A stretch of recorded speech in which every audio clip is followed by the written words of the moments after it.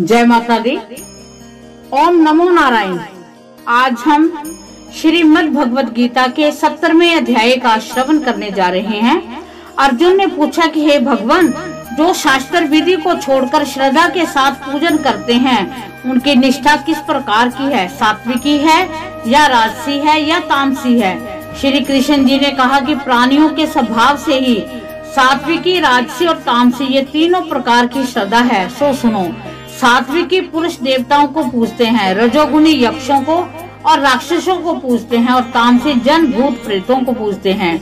जो लोग कपट, अहंकार, काम, विषय अनुराग और आग्रह युक्त शास्त्र में न कहा हुआ उग्र तप करते हैं, वह मूर्खता से केवल अपने शरीर सत आत्मा को ही नहीं बल्कि मुझे कष्ट देते हैं। उन्हें निश्चय ही आसुरी जानिए। जैसे प्रत्येक को 3 प्रकार का आहार प्रिय है, उसी तरह यज्ञ, तप और दान भी 3 प्रकार के हैं, जिनके भेद सुनिए। आयु, तप और बल, आरोग्य, सुख और प्रीति को बरसाने वाले रस, घृत युक्त पोषक तथा आनंददायक आहार सात्विकों को प्रिय हैं। कड़वे, खट्टे, नमकीन, गरम, तीखे, रूखे, चरपरे तथा दुख, शोक एवं रोग जनक भोजन राजसी लोगों को प्रिय हैं। पैरों का रखा हुआ अनिरस, दुर्गंध युक्त, बासी, उच्छिष्ट, अपवित्र भोजन तामसी लोगों को प्रिय लगता है। यज्ञ करना ही है, ऐसा मन को दृढ़ करके फल की इच्छा बिना विधि पूर्वक जो यज्ञ किया जाता है सात्विक है। फल की कामना से और लोक दिखावे के लिए जो यज्ञ किया जाता है वो राजसी है। शास्त्र की विधि से हीन, अन्न दान मंत्रहीन तथा बिना श्रद्धा से किया हुआ यज्ञ तामसी कहलाता है। देवता, द्विज, गुरु और विद्वान, इनका पूजन, पवित्रता, ब्रह्मचर्य तथा अहिंसा का आचरण करना शारीरिक तप है। जिस वाक्य से किसी का दिल ना दुखे, सत्य, प्रिय, हितकारी भाषण, स्वाध्याय का अभ्यास वाचिक तप है। मन की प्रसन्नता, चित्त की शांति, आत्म निग्रह तथा निष्कपट रहना ये मानसिक तप है। यह तीनों प्रकार के तप यदि श्रद्धा से फल की इच्छा त्याग कर और योग युक्त होकर किए जाएं तो सात्विकी जप कहलाता है। अनितव और शासक जप राजस है। जो दुर्हि व आत्मा को कष्ट देकर वह दूसरे के नाश के लिए किया जाए उसे तामस तप कहते हैं। जो फल की इच्छा त्याग, उत्तम बुद्धि से उत्तम स्थान में सत्पात्र से बदले से में कोई वस्तु लेने की इच्छा बिना दिया जाता है उसे सात्विक दान कहते हैं। जो दान प्रत्युपकार एवं किसी फल की इच्छा से क्लेश पूर्वक दिया जाता है उसे राजस दान कहते हैं। ओम, तत् और सत ये 3 ब्रह्मा के नाम हैं। इन्हीं से आदि काल में ब्राह्मण और वेद हैं।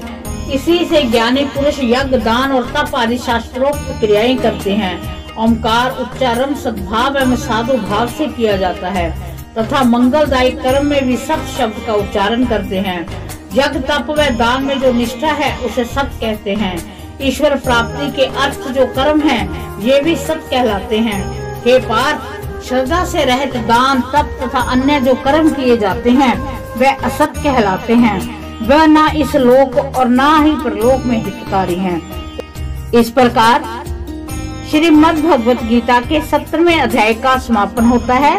अब हम श्रवण करते हैं 17वें अध्याय का महात्म्य। श्री नारायण बोले, दमलीक देश में दुशासन राजा था। एक राजा किसी और देश का था। उन्होंने आपस में शर्त रखी कि हाथी लड़ाए और जिसका हाथी जीते सो अमुक धन लेवे। तब दूसरे राजा का हाथी जीता, दुशासन का हारा। कुछ ही दिन पीछे वह हाथी मर गया। तब राजा को बड़ी चिंता हुई कि एक तो द्रव्य मर गया और हाथी भी मरा। दूसरे लोगों की हंसी, इससे निंदा होने की चिंता में राजा मर गया। जब यमदूत पकड़कर धर्मराज के पास ले गए तब धर्मराज ने कहा कि ये हाथी के मोह में मरा है, अतः इसको हाथी की योनि देवो। हे लक्ष्मी, राजा दुशासन सकल द्वीप में जाकर हाथी हुआ। वहाँ पर राजा के बहुत हाथी थे, जिनमें वो भी था। उस पिछले जन्म की याद थी। मन में बारंबार यही पछतावा करे कि मैं पिछले जन्म में राजा था, अब हाथी हुआ हूँ। बहुत रुदन करे, खाए पिए कुछ नहीं। इतने में एक साधु आया और उसने राजा को एक श्लोक सुनाया। राजा बड़ा प्रसन्न हुआ। हे संत जी, कुछ मांगो। उसने कहा कि और सब कुछ मेरे पास है, किंतु एक हाथी नहीं है। राजा ने ये सुनकर वह हाथी दे दिया। ब्राह्मण उसे अपने घर ले गया।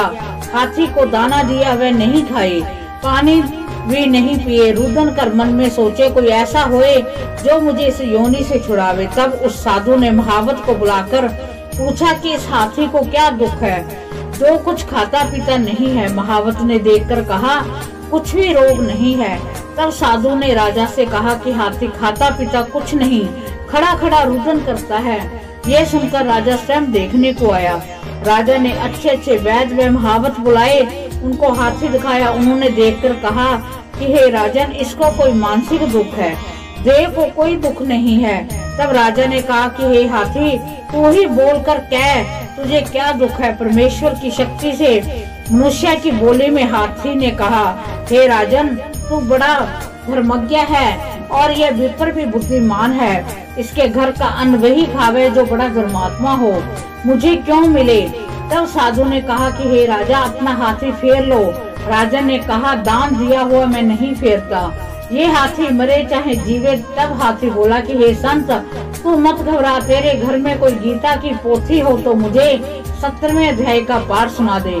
तब उस साधु ने ऐसा ही किया। हे लक्ष्मी, 17वें अध्याय का पाठ सुनते ही हाथी की देह छूटी, देव देही पाई। स्वर्ग से विमान आया जिस पर चढ़कर वह बोला कि हे राजन, तू धन्य है, तेरी कृपा से मैं इस अधम देह से छूटा हूँ। इस प्रकार श्रीमद् भगवद गीता के 17वें अध्याय के महात्म्य का समापन होता है। भगवान श्री कृष्ण हम सब पर अपनी कृपा दृष्टि बनाए रखें। ओम नमो भगवते वासुदेवाय नमः।